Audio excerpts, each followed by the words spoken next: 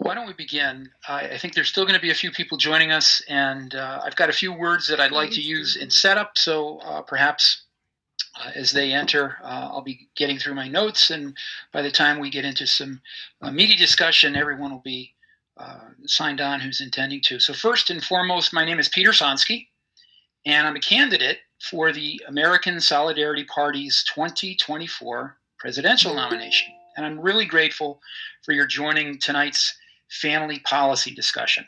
This is an initiative really to try to engage people to learn more about where I can go as a candidate with family issues. So I'm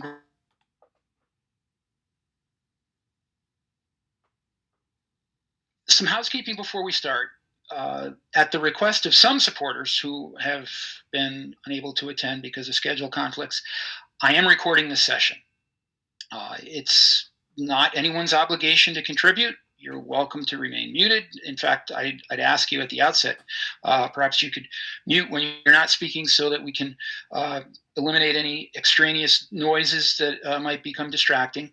I'm not going to single anyone out. I'm not going to call on anyone who doesn't wish to be recognized. So if you want to remain on mute and just listen, you're welcome to do that. I do intend afterwards to make the session available for public viewing on demand, and I will share links both on my campaign website, petersonsky.com, as well as on my Facebook page, Peter Sonsky 2024, and then beyond that, social media, etc. I feel that I'm going to need it too because while I've got my white pad, I just don't take notes as fast as I used to.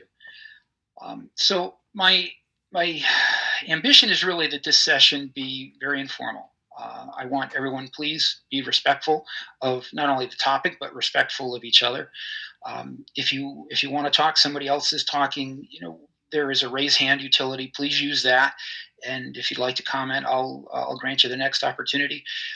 Again, if there are those that really don't want to be seen and heard, there's a chat function, and you can use the chat function to type in a question or a thought, and we'll get to it in that way. Optimally, I'm thinking this session is going to go about an hour, at least my hope. I told you that I was a candidate for the American Solidarity Party's presidential nomination. I'm actually among 7 candidates that are vying for that nomination, and the primary is set for May 24th. I certainly ask your support, but tonight I ask for your ideas, your insights. You're going to furnish my campaign, I hope, with some family-focused initiatives and potentially the ASP platform as well. Family is the foundation of society, and the ASP, the American Solidarity Party, is very strongly pro-family and pro-life in its principles and advocacy. And the two are integral. All the topics I'm going to talk about tonight during this session is going to honor both pro-family and pro-life issues. And so I ask you, what are some of the issues that parents and families in the United States struggle with? What do you think is most pressing as we go into the next presidential cycle? Where and how is family, at least federal level family policy, sound and beneficial as it is today? And where are there deficiencies? Where is it completely absent? What do we need to do that we're not doing at all? How should parental rights play into public policy? That's a topic that is often overlooked, but is very important as part of family policy. What do you think is the best way that we can address the financial strains that are put on families today who are trying to balance their home budgets to make ends meet? A lot of times it's financial pressures that lead to decisions about family size and whether a pregnancy will be carried to the end. And so how can we look for ways in which we can mitigate some of those pressures that cause those decisions, sadly, to be made? There's a number of initiatives in this post-Roe era that really are seeking to address family policy in a way that mitigates or eliminates those factors that lead ultimately to abortion decisions. And I'm open to any that you have that you think are effective, any that you think are not working and need some some change. Beyond that, how can we ease the economic and social pressures that families face? I didn't mention at the outset, but I'm the father of 9 adult children and the grandfather of 6, at least 6 so far. And I know the expenses associated with raising a family, and I know all of the other demands that go along with it as well. But I don't know everything, and I want to learn, and I want to represent families well and their needs with fair and effective policies and support programs. So, with all of that set up out of the way, I welcome anyone. Do they have ideas to share about unmet needs or offer programs of family support? Yes, good afternoon. Hi. Hi, good evening. Pleasure. Good evening. Pleasure meeting all of you. I think housing is probably one of the biggest issues that families face. Not just families, but Americans in general. But housing, if you're trying to start a family, living in a small studio isn't very conducive to having children or being able to raise them properly. I think that insecurity in terms of having a place to be at, and being able to invest in your children is a big issue right now. I mean, Americans in cities, especially, are having to use most of their paychecks to pay for rent, and there are not very many good housing initiatives, I fear, at the moment. Do you feel that it's a case mainly of a lack of affordable housing, or do you feel like there are other initiatives that can help families to find housing or support their housing needs? Well, I think that right now, the way that cities are developing and that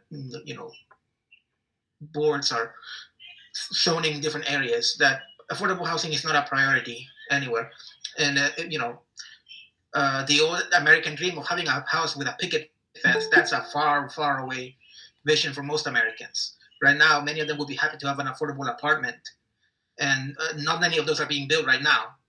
So for young couples who want to have children and who want to, be able to raise them, not having that environment is a very difficult part, I think. And a lot of urban American, in fact, it's not very child friendly in a lot of different ways. So I think that the way that our cities are working right now is not very conducive to a pro family environment, and that affects everything else, of course.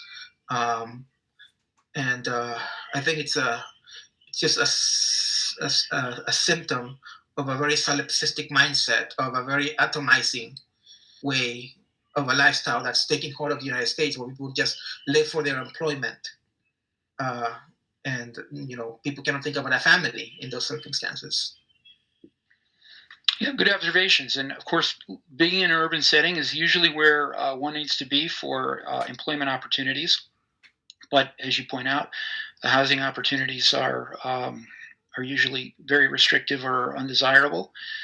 Any other thoughts? People who have experienced either housing issues of their own or have seen creative ways in which housing shortages are addressed for young families?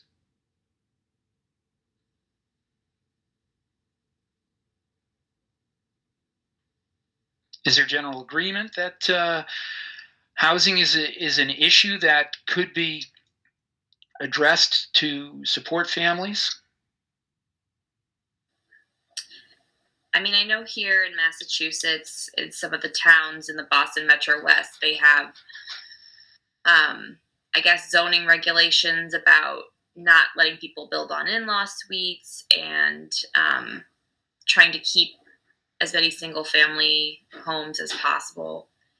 I think there's been some legislation to address that issue, but it's clear to me that everyone still wants their, private picket fence sort of set up. And there's, particularly among some of the wealthier towns, a lot of resistance to anything that would make like homes livable for more than one family.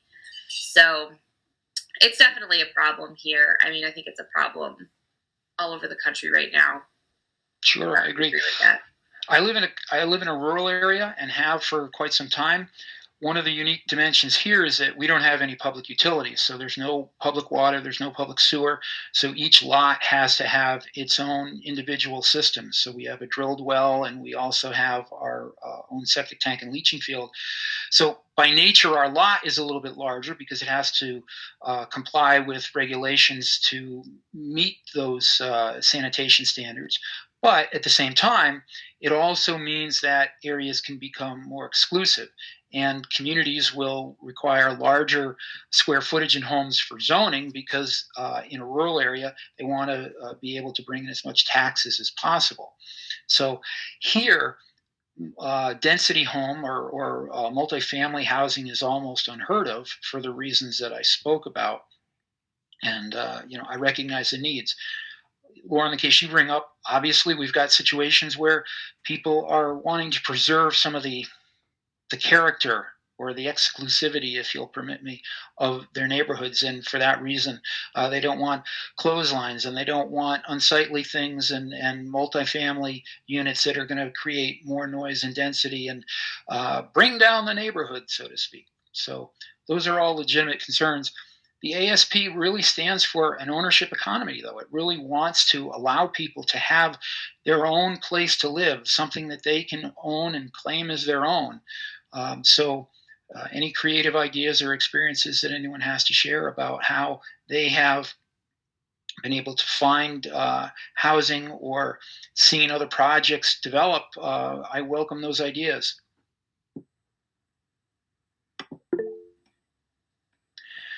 Hi, Charlie. Hello. Yeah, so here in North Carolina, there is an issue which I've worked with directly, where in some of the rural areas, it's a very rural-urban divided state. And what you'll see sometimes in a lot of the rural areas is, in fact, a housing issue, which sounds surprising, which is a county or two out from some of the more major urbanized areas. You will have a desire for people to move there to construct, and a desire to construct homes. But there will be a situation where large plots of land are being paid for at a nice little premium to basically be reserved for future commercial development 5, sometimes 10 years down the line.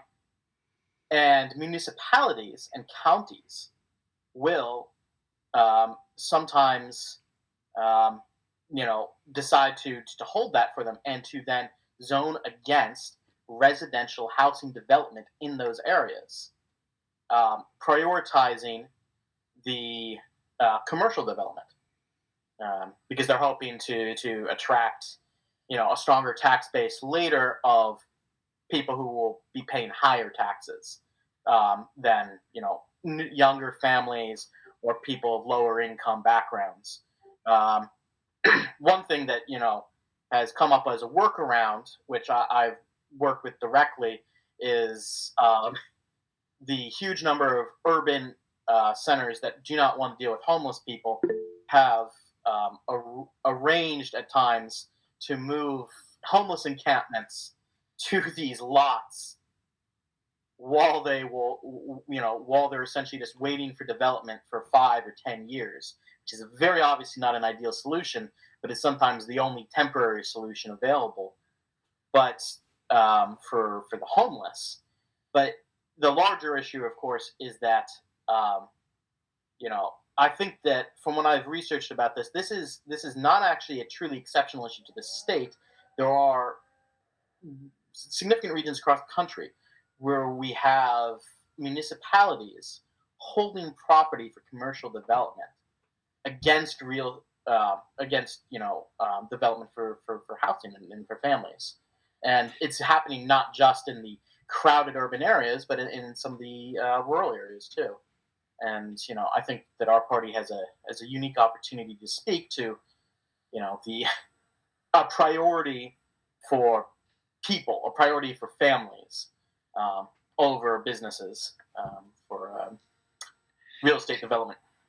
Can I just confirm these instances that you're citing in counties? I mean, there are commercial developments that exist already. There are designated areas for commercial development that are already in existence. It's not as though it doesn't exist and they're trying to attract it. This is they're trying to attract a pure more. case where they're trying to reserve more land exclusively for that purpose and to the exclusion of residential development. Yeah, correct.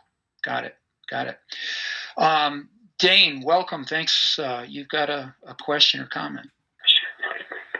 I was going to build off Charlie's a little bit just because, like, the tax base and our party platform is a little bit on land value tax, but we need to shift our tax base against taxing improvements, right? So it's like, if you leave the undeveloped lot, what was Henry George would put signs out that was everybody works except the empty lot.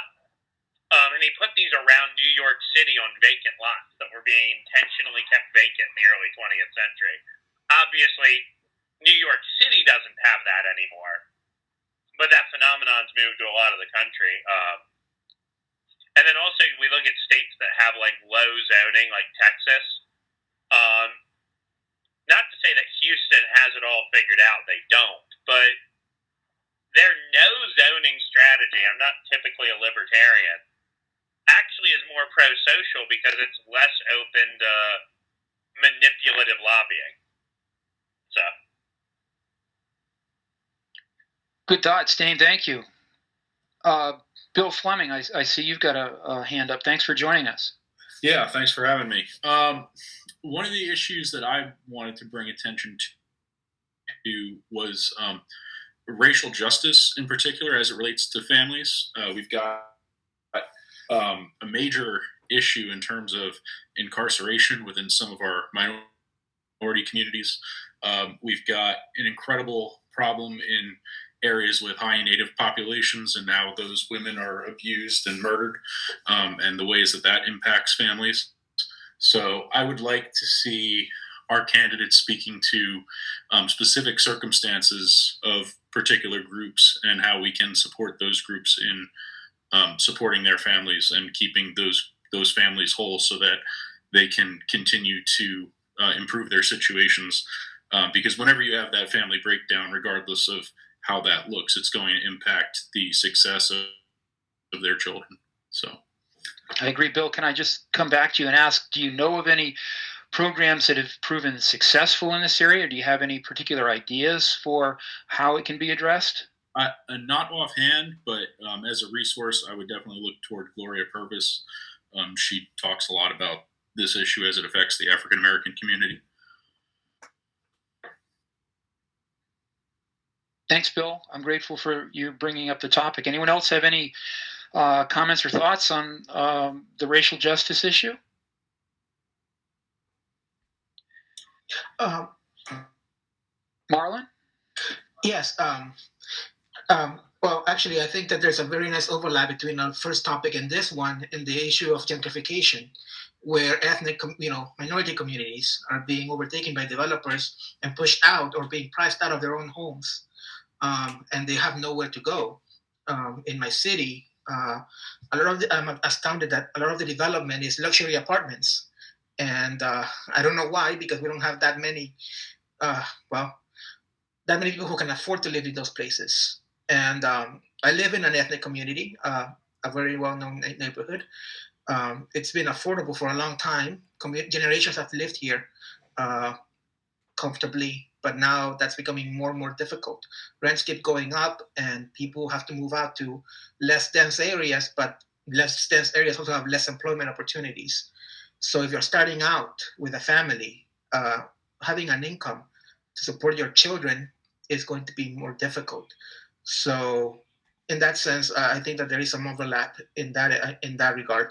I know that there are things like community land trusts, whereby I think that the land of under the buildings becomes property of the community that lives there. I don't know if somebody has any more experience or any knowledge of those kinds of projects. And if you also, I'm interested in any Georgist leanings that might be in the party, because I think that the issue of land management is also of the utmost importance. Land speculation is a big problem that affects everyone.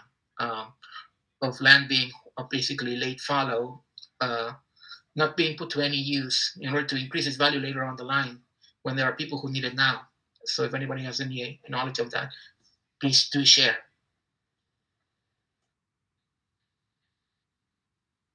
Nick, I see your hand up. Nick, you've got to unmute yourself, please. Hey, sorry. Yeah, been a long day. Sorry.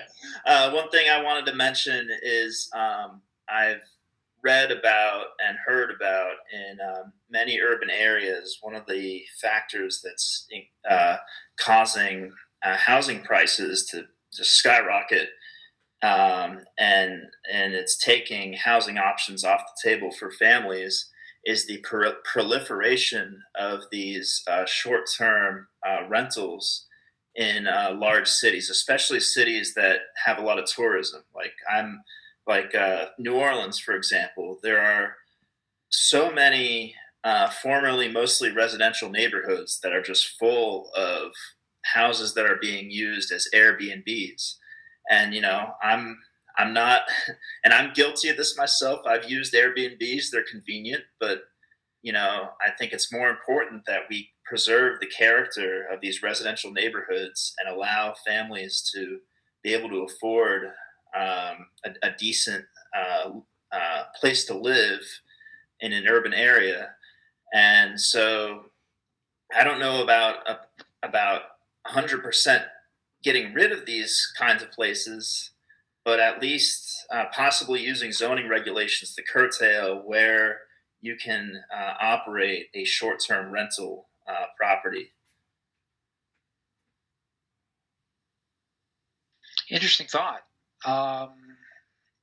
I'm guilty of using the Airbnbs too when I travel with my family, especially when you want to be all together. But at the same time, I hadn't considered some of the impact that it has that you just mentioned. Again, are you familiar with any solutions that have been implemented or tried, and any particular ideas as how you can approach it? I mean, I've heard of, and this is a pretty new issue, but I've heard of some cities completely banning it. Although, I think that might be taking sort of an axe approach like that might be unpopular with folks. But I think there might be other ways to deal with it, to sort of limit where in a city you can operate a Airbnb type property. Good thoughts. Any other comments or any other observations about Nick's topic? Dane, you've had your hand up, but I don't know whether it was from before or you've got something new to add. Oh, I just forgot to put it down. Let me try to get it shifted back.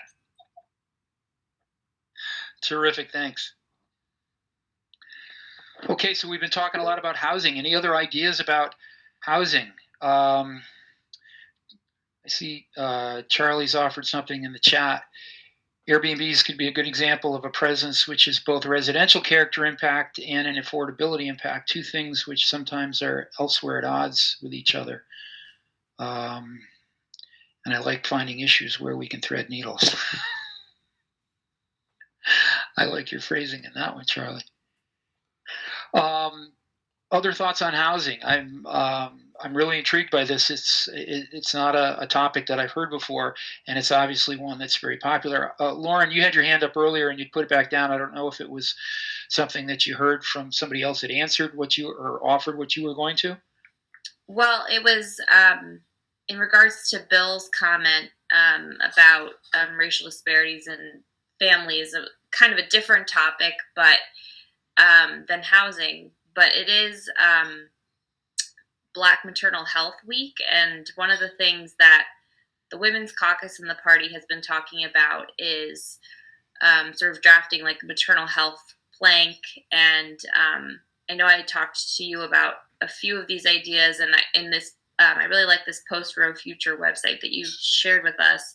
But some of the things in here, like including expanding Medicaid funding for prenatal care, delivery, and postpartum expenses. Like one thing we did here in Massachusetts was extend postpartum coverage to 12 months and things like that. But just because of the sort of birth, my interest in birth, I get some emails about, Black Maternal Health Week and the disparities in mortality rates for Black women. The issue is a lot of the organizations working on this are pro-choice, so I can do more research to see if there's any sort of like pro-life groups working on some of these issues. But that was just another idea, is sort of addressing how much of a lot of there's obviously a lot of medical issues surrounding birth and negligence by doctors, but especially when it comes to women of color, there seems to be it's not really correlated to income, just a huge disparity in preventable deaths, pregnancy related issues. So but I don't have a proposal or a solution. I just am really interested. But it's an observation and a concern. Lauren, you may or may not know this. Is this an issue that is more common in urban areas? Is it more common in particular regions of the country? So according to some of the research I've read, it's really not linked to income or areas of the country.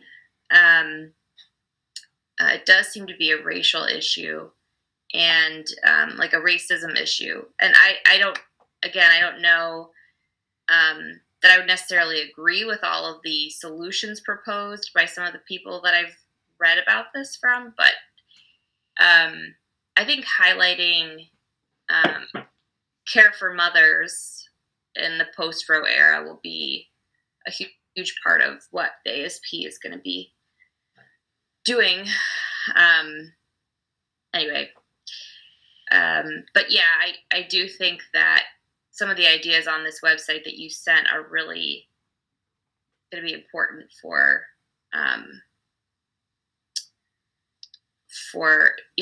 sort of building that pro-life culture. Maybe I can share that screen, that post-Roe era website, and allow folks that haven't seen it to become familiar with it. There's been a number of other people who have joined since we first got underway. Thank you. I appreciate your interest. We've had some very engaging conversation already about housing and the needs that families face in finding safe and affordable housing, especially in urban areas. And we've talked about some of the concerns for racial justice for housing in families. So all of these things are very valuable topics. We've had some very interesting suggestions about solutions to community land trusts and collaborative initiatives. So I'm grateful for all of that. Forgive me, but I'm trying to get up on screen that to share the screen, the Roe, the post-Roe era website. But in the meantime, Dane has raised his hand again. No, and I was going to go. I know we kind of were talking about some family cost issues a little bit too. And one thing that's worth looking at, I think, there's this guy, Matt Brunig. His wife used to be a New York Times columnist, Liz Brunig. And he came out with this thing, he called it the Family Fun Pack. And it was a set of policy proposals that combined sort of like UBI, a small UBI for kids, funded out of what's now the Earned Income Tax Credit, funded childcare up until kids are school age, but funded it in a unique way, right? So a parent, this was not necessarily quite as pro-parent as I'd like it to be, but I understood why he walked it back given some of his audience. But you could essentially pay yourself as a child care worker at the rate a child care worker would typically make at the fraction of the number of child care workers per kid for your kid's age, right? So if it requires like a child care worker per 3 kids for your kid's age, you would get a third of a child care worker salary if you chose not to take the benefit. Right? So you could essentially pay yourself to be a child care worker, and it would basically abolish work requirements for a lot of our current programs, right? Like earned income tax credit, for example, is this weird structure where the benefit you get from it increases as you earn more money and then drops once you hit a certain number later, right? So it's designed to incentivize you to go to work, even at salaries that don't make sense, right? Like you're incentivized to pay as much as you make at your work for daycare to get the earned income tax credit benefit. Total, right? Like, but it's looking at things like that and how we can borrow those ideas, I think, is something that could be worthwhile. Thanks, Dane. Charlie, you seem very animated as part of that response. I'm not able to put the website up for some reason, but shared on screen. Forgive my technical inability, but I did put it in the chat, the URL. Anyone else want to dovetail off of Dane's insights?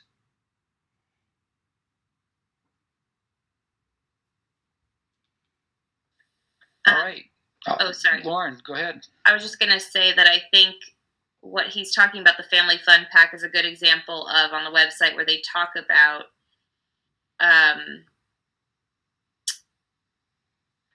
affordable childcare options that don't disincentivize the choice to raise young children at home. And I think that that's one of the unique things about ASP is how many young mothers are involved in it. And a lot of us are stay-at-home mothers. And so that is an issue that I think is important to a lot of the party's members, including especially the women. But that idea of not de-incentivizing staying home with your kids. So I'm not familiar with all the details of Matt Brunig's Family Fun Pack, but it would be worth exploring for sure. Thanks, Lauren. And I am very sympathetic to your situation, having been in it myself for a very long period of time and knowing the demands of an income, especially with a large family. What else? Open forum here. If you've got things that you'd like to comment on, topics that have already come up, or new ideas, I'm all ears. For those that have joined, since the beginning, I said at the outset, I am recording this session. There's been some people that have expressed a desire to participate that can't actually be part of it tonight, and we're interested to hear the results. So you're welcome if you've got ideas and prefer not to be open about them, to have a question or comment be put in the chat. And but for others, feel free to either speak up, or if somebody else is speaking, just raise your hand. Hi, Bill. Hey, so another thing that I was thinking about as we were talking was, we're talking a lot about family policy, and something that is kind of integral to that issue is what we understand the family to be, right? And so, I'm Catholic, as you are, Peter, and a lot of our party subscribes to this idea of traditional marriage, one man and one woman and their children. And I was reading this article in Plow the other day. It was the editorial in issue 26. And I can't remember the gentleman's name who wrote it. It was Peter Momsen or Memsen or something like that. And he was talking about this concept of the nuclear family as a relatively modern idea, and was going back to kind of clan structures, extended family structures in, pre 200 years ago, within the confines of the Christian sexual ethic, of course, but just talking about that. And so, we talk about in the platform how we support families of all kinds. And as I discussed earlier in the racial justice framing, we have a lot of these nuclear families that are broken because of incarceration or other kinds of crimes that are committed against them. And so I'd like to pose that as something to think about as to how we can support a more traditional clan structure of family, how we can support extended families, how we can support like the non-nuclear family in that sense. Thanks, Bill. And again, I turn it back to you. Do you have particular examples of where you've seen successes or heard of successes or at least initiatives, or do you have particular ideas for yourself of your own? I unfortunately I do not. Today I'm just in the asking questions mode, but Terrific. I think that we've got a lot of very smart people on this call. Hopefully one of them has another idea, but I think that's something we need to be thinking about. Terrific. And I don't know whether you have the opportunity, if you can ping that article and maybe share the URL in the chat, that would be great. I listened to it on the podcast. I can see if I can find it online. Okay. So. Got it. Thank you much. Dane, you've got your hand up. One thing, I can't remember what country it was, but was testing out incentives for elder care, right? Like in the U.S., the default is assisted living facilities, and that's just there's a lot of cultural reasons that we fall into that default. But I can't remember what country it was trying to create incentive structures to help people take care of their parents at home in old age. And I know that's easier said than done, but it's something to see if there's opportunity.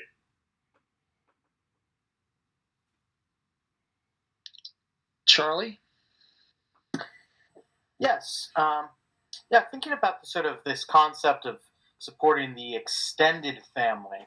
So, in America, one of the main causes for the breakup of the concept of the extended family was extensive mobility.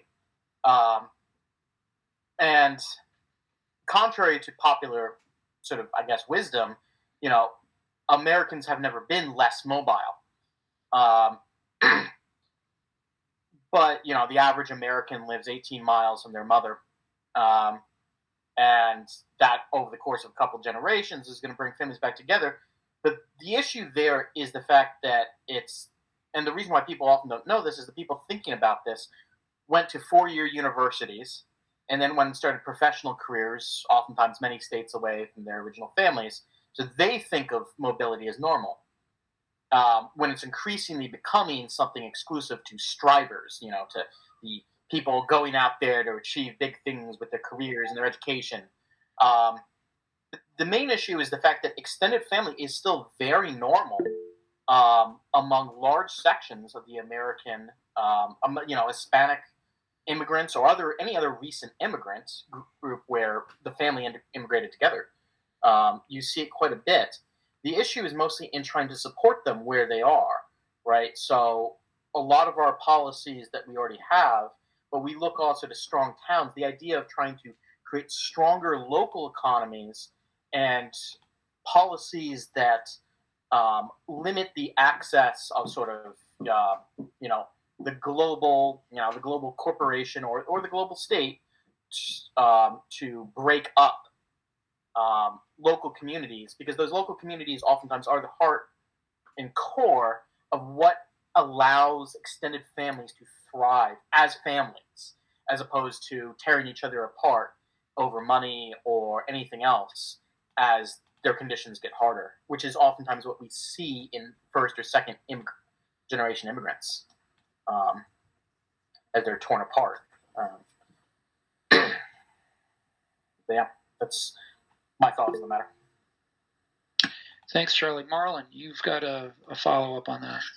I think that messaging should be very important, because when we're addressing the issue of family, I think that the issue of an extended family is, of course, very important. we should be careful with the way that we use the term nuclear family, because that's the only kind of family that people in the United States think of usually. Um, Whenever people talk about things like cousins, aunts, grandparents living together, that's an experience that's foreign to many Americans. Usually, the idea is mom, dad, and their kids. And when you are addressing some issues of other family models, some people might take that as a threat to the family model that they have grown up with. And we don't want people to get that impression. I would also be interested if there are any experience of cooperatives in cities that involve families into their makeup. That is to say, that people join into any enterprise as a family unit rather than just as individuals. If there will be any kind of programs that address that kind of possibility. Does anyone have any examples or insights in follow-up to Marlon's inquiry?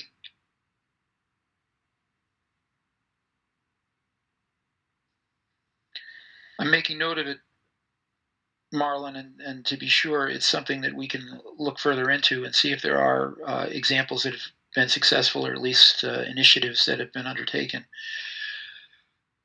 Bill, I want to acknowledge you for adding that URL for the podcast. Thank you very much. So those of you who want to follow up on Bill's suggestion, the link is in the chat.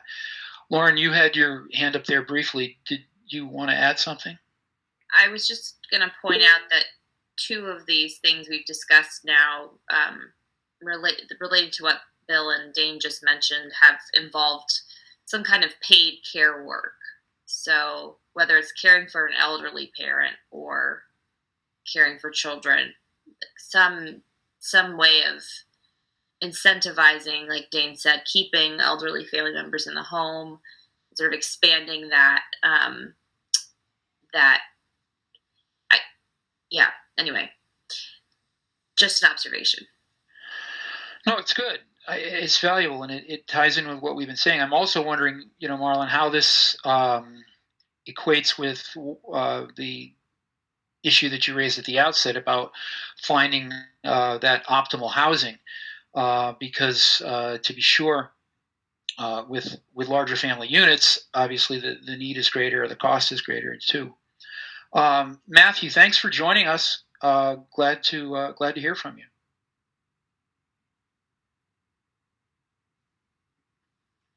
Matt, you're talking, but I can't hear you. Are you muted, perchance? Matt is muted. Yeah. Matt, there should be a button at the bottom of the page to unmute yourself. I see your icon is showing mute.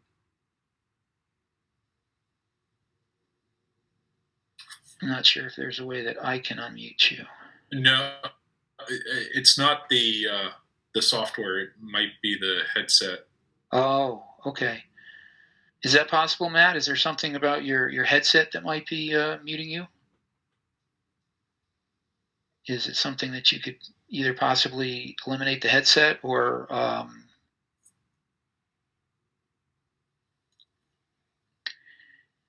if that doesn't work, I'd love to have you contribute what you'd like in the chat. Sounds good. Love to have you come back. Anyone else have follow-up or a different topic to initiate? One of the topics that I've heard frequently, it's been brought up by ASP members, it's been brought up by other candidates, is a notion of free birth. There is some policy that's been put forward very recently about making birth free. I wonder if anybody's heard about it, what thoughts they have generally about it. Bill. Yeah, so this was actually something that Gloria Purvis talked about on her podcast not that long ago. And one of the things that they had outlined on that show was that the cost of giving birth in the United States without insurance is an average of $19,000 per occurrence and could be as high as $30,000, which put into the context of the fact that 70% of Americans can't afford a $400 unexpected expense. I mean, that the impact on that onto abortion has to be astronomical, and one of the things that they addressed was how to implement that. There were a lot of good points raised in terms of debating whether it should be done through Medicaid or Medicare. And for me personally, I think the Medicare argument won out. We already do universal end-stage renal failure through Medicare, regardless of age. So that could be a good way to implement it nationally. The issue doing it through Medicaid, of course, would be that it's state implementation and the state could reject it. So then you have to have it approved by all 50 states. But that was just kind of a quick summary of what they talked about on that show related to the topic that I thought was interesting. Bill, thanks. Good observations. Anyone else on the topic of free birth or anything else for that matter? It's definitely an issue that's got some traction. It's been discussed, as I say, many times.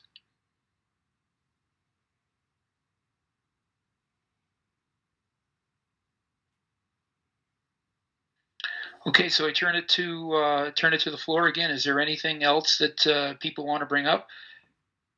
Matt, any success with the headset?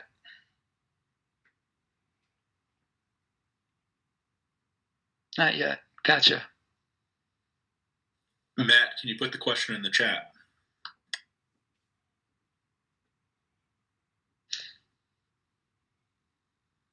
Keep trying.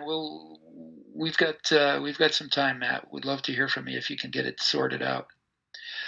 Other thoughts, please? Any other ideas about initiatives? What about child tax credits? Those were very popular during the COVID pandemic and benefited a lot of people, but they've dried up.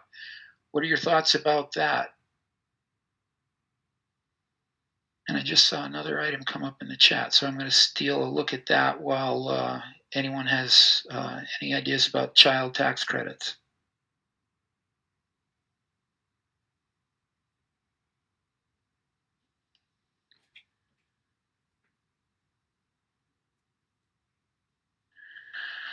So Marcus is adding he'd like to see policy that addresses childcare costs, especially for working families. Obviously, I know that there are employers that sometimes offer incentives or assistance for childcare. I know in my community, the school district that I actually am a member of the Board of Education for has a childcare program that runs right out of the school, and we offer discounted childcare for members of our community. But those initiatives are not universal by any means. Has anyone encountered creative programs for childcare, especially something that could be considered at a federal policy level?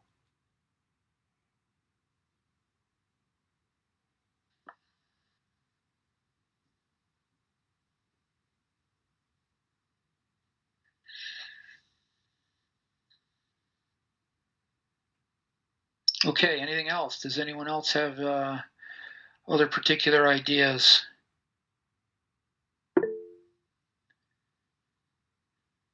Matt.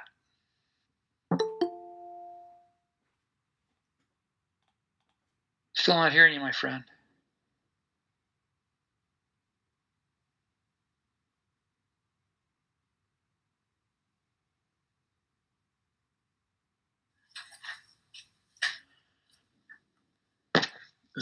Matt, I'm sorry.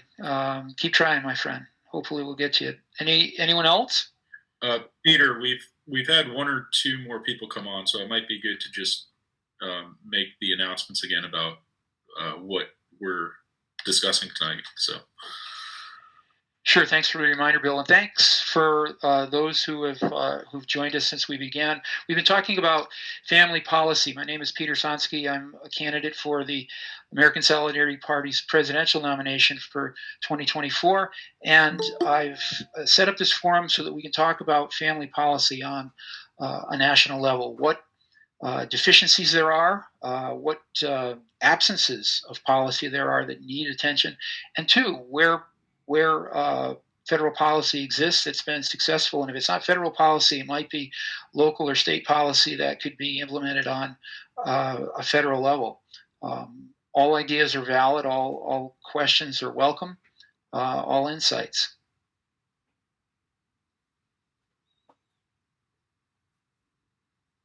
Anyone have other topics they'd like to introduce besides any that I have brought up so far? I'm open to all. Healthcare is not a topic that we've talked about yet. Tonight we kind of dabbled with it when we were talking about the options of free birth, but does anyone have any strong feelings about healthcare in general for families?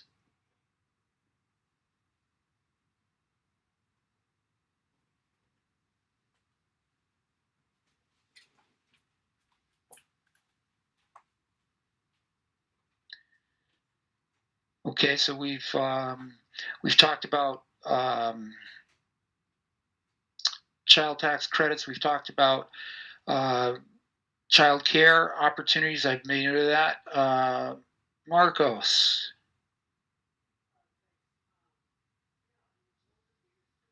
Marcos, are you there? I saw your hand up, and then Sorry, I think I'm here now. One of the biggest things that, at least for me and my family down here in Tampa, Florida, has been a problem with is just the raw cost. Even with insurance, I mentioned in the chat that at the birth of both of our sons, we had quote unquote decent insurance that was supposed to be pretty comprehensive, and even with all that, even with paying through the prenatal care all the co-pays and expenses, our bill at the end of our hospital visit was still north of $5,000 for each kid. And considering the premiums you pay obviously on a monthly basis for health insurance, like it's a lot. And I'm not sure what if we can solve that problem here tonight, but I think it's definitely something that would alleviate a lot of the concerns for people who do decide to not have kids, or to wait on having kids, or to never have kids because they feel like they're not able to afford the burden to be able to foster a family and have more than the one or two kids they think they can afford. No, well said. We've talked about those financial burdens, and most often that's not one that comes up, but it's very real. The pure cost of childbirth, whether it's prepartum or birth itself, or even postpartum expenses, are sometimes really burdensome. Sarah Burke. Hi. Yeah. Welcome. Thanks for joining. Thanks. This is about healthcare cost. As a family who went bankrupt because of medical debt, I'm all for the universal healthcare, but I think even if that's not passed, we need to address something with the cost that the insurance companies, how they hike up the prices, because we have chosen not to have insurance because of the cost of insurance. We worked it out as a family, and we would be paying, after premiums and deductibles, we would be paying $17,000 before our insurance even kicked in. So we chose not to have insurance, and we actually pay so much less than someone who has insurance would pay. For example, I went to have an ultrasound last week, and if they had billed insurance, it would have been over $200, but I paid $80 out of pocket. So I think that something to address what the insurance companies are doing to our healthcare system. Sarah, can I confirm then you're just going completely uninsured? That's correct. and paying out of pocket for all expenses. Can I just ask, is there a strategy that you've put in place for catastrophic needs? Well, we do save on our own. So, like, whatever we would have been paying monthly for insurance, we put in a savings account. And we have not yet had to use any money from that savings account. And, God forbid something does happen, but you are able to work it out with the healthcare providers yourself to pay. For example, there are thousands of dollars of bills that I have cut in half because I don't have insurance, and I've been able to say, if I pay you out of pocket, what can you do? And they honestly will cut your bill in half. Mm-hmm.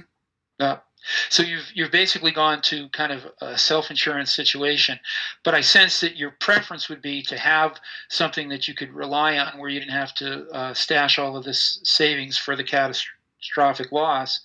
But to your point, when you're dealing with an insurance company, they have negotiated fees, and the costs always wind up being greater. Thanks for the input. Vince, I see you've got your hand up. Thanks for joining us. Hey, thank you. I know you talked a little bit about kind of childcare, but I guess on the flip side of it, almost visualizing. I got 3 kids, 4 months, so 3 kids in daycare right now. But the amount of money that we pay for daycare, not necessarily is kind of what I'm talking about, but essentially the payment to the workers providing that child care is kind of really at the angle that I'm asking this question is, how can we improve the living standards for the people who are providing the child care? Because these people, at least at our daycare, probably making somewhere between 13 and 17 an hour, depending on where they're at.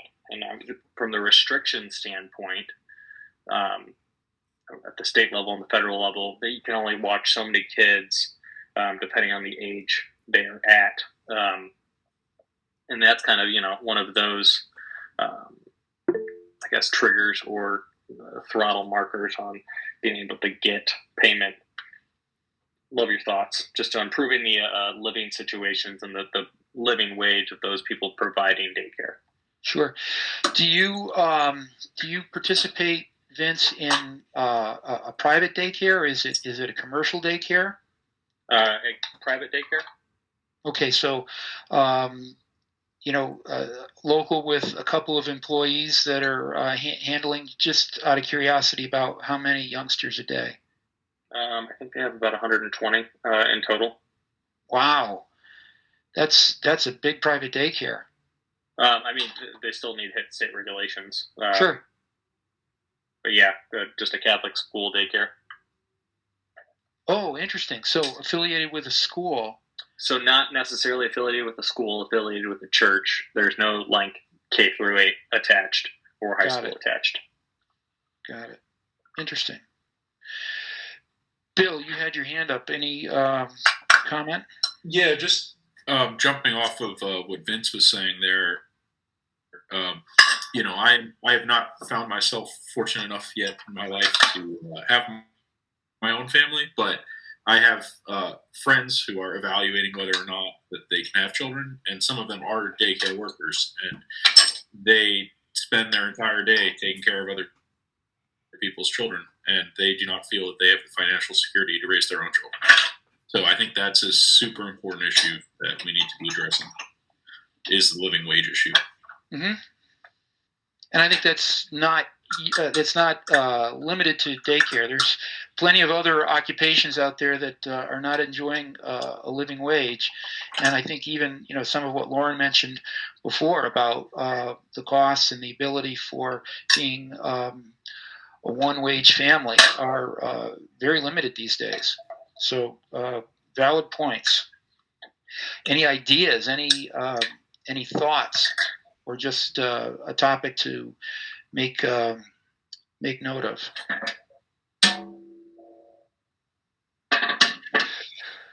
Okay.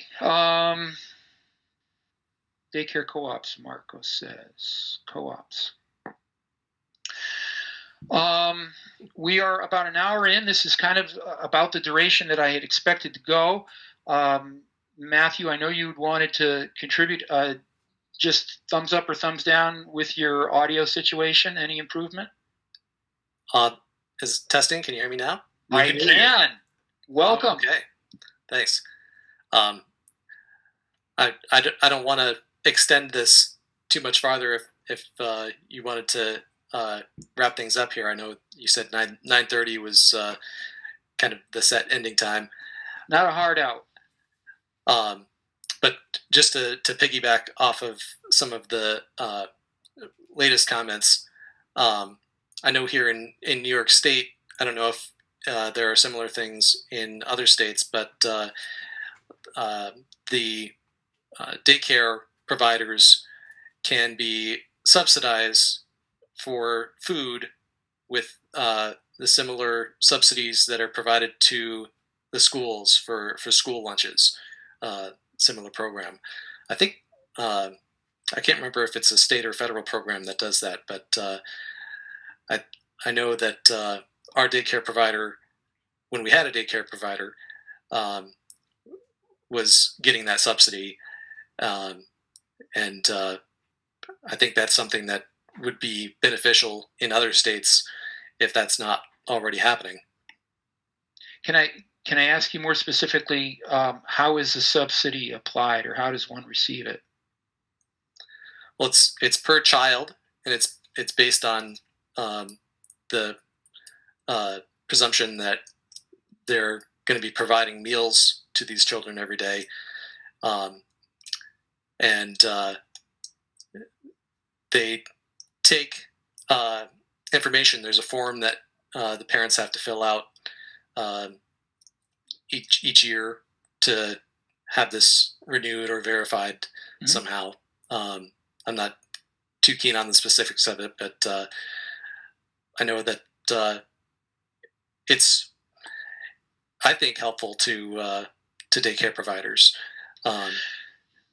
So I know in education situations, it usually is manifest in the form of a reduced expense for lunches or other meals. Is that the way that it is typically applied in a daycare situation too?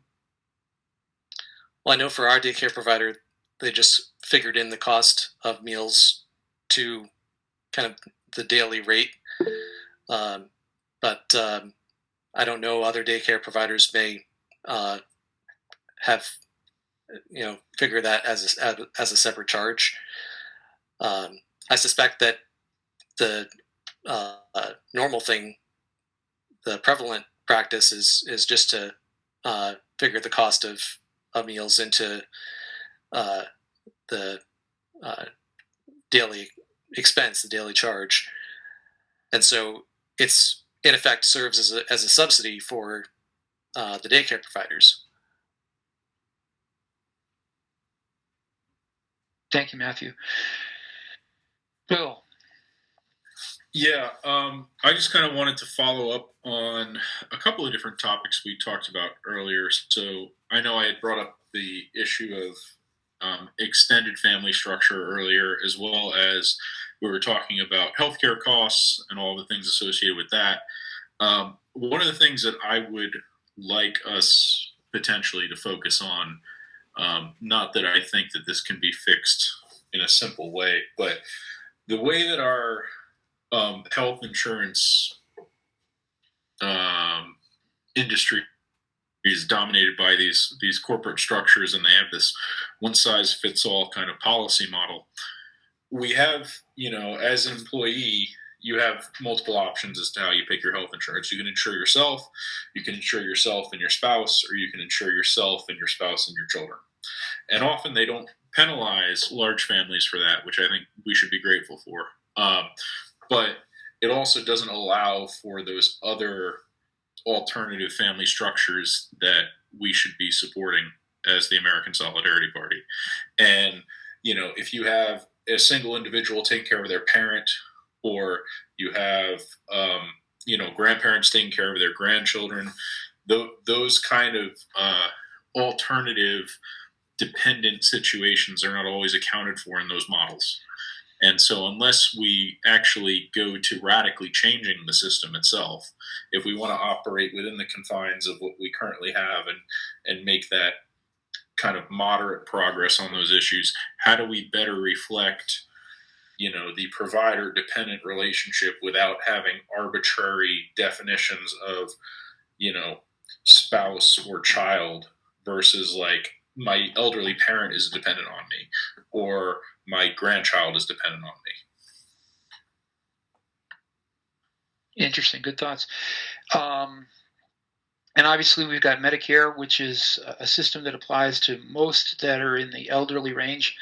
I'm not sure that I've encountered any models like you describe. Are you aware of them? Obviously not American, but elsewhere? Well, so when we're talking about American versus elsewhere, I mean, very few other countries have the for-profit structure that we have generally. I would say, it is true that Medicare does provide for the elderly in terms of their healthcare needs, but it does not provide all of the needs. So there is still prescription coverage or supplemental coverages that are needed. And that's something that, arose with me personally when my dad was forced into early retirement before he was eligible for Medicare. And then post Medicare, he still doesn't have all of the coverage he needs. So we have made progress towards that, but that is not completely under control. Thanks, Bill. Any other thoughts? I'm so grateful for everyone's participation. I think we had approaching 20 people at one point tonight. So I'm really grateful for your interest, and I thank you for your participation. I've been thinking a lot about different policy. I'm a big proponent of tax credits. Having had a large family, the tax credits have been a huge benefit for me through time. And I mentioned how they were offered in a unique way during the pandemic, and many people enjoy them. But as I say, they've gone away, and their impact is missed. So, what I've been doing is making notes about all I've heard tonight, and I'm planning to come up with some comprehensive family policy that I'll introduce as part of my campaign. I invite you to follow up with other ideas, other suggestions. As I mentioned, this is being recorded, so I will make the link available to the recording on petersonsky.com as well as on my Facebook page. So if you choose to, you can listen to it again or invite others to listen to it. And I always welcome your comments. Please email me, track me down through Facebook or other social media. I'm very happy to hear your input. If there's no other comments tonight, I again want to thank you for your participation, and God bless you for the input that you've given.